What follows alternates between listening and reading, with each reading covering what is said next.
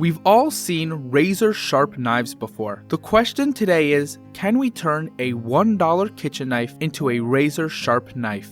To start, we are going to fill up a bowl or container with water and submerge both our whetstones in water for an hour.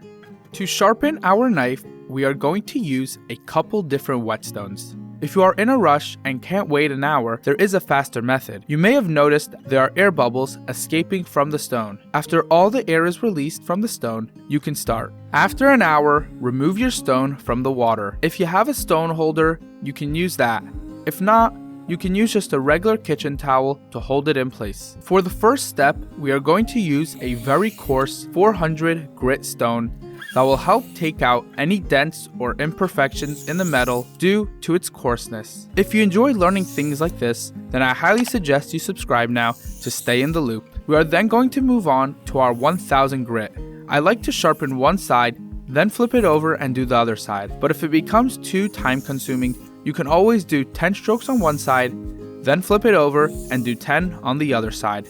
Next, we are going to use a much finer 3000 grit. Place the heel of your knife on the far edge of the stone, holding the blade gently but firmly with both hands at a 15 to 20 degree angle. Using even pressure, slowly drag the knife over the stone towards you down the length of the stone, while also moving the knife such that the contact point moves towards the tip of the blade.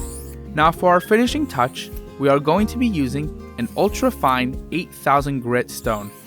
You will learn to feel how many strokes you need on each grit, as each knife is different and lower grit stones usually require less, as higher ones require more strokes. After sharpening this knife quite a bit, it was put back up against the tomato, and this time it cut through it with considerable ease. I would say it reached about 80% of a razor-sharp knife. I hope you enjoyed this video, and if you did, I highly suggest that you watch the video that just popped up on the left side of your screen. Enjoy!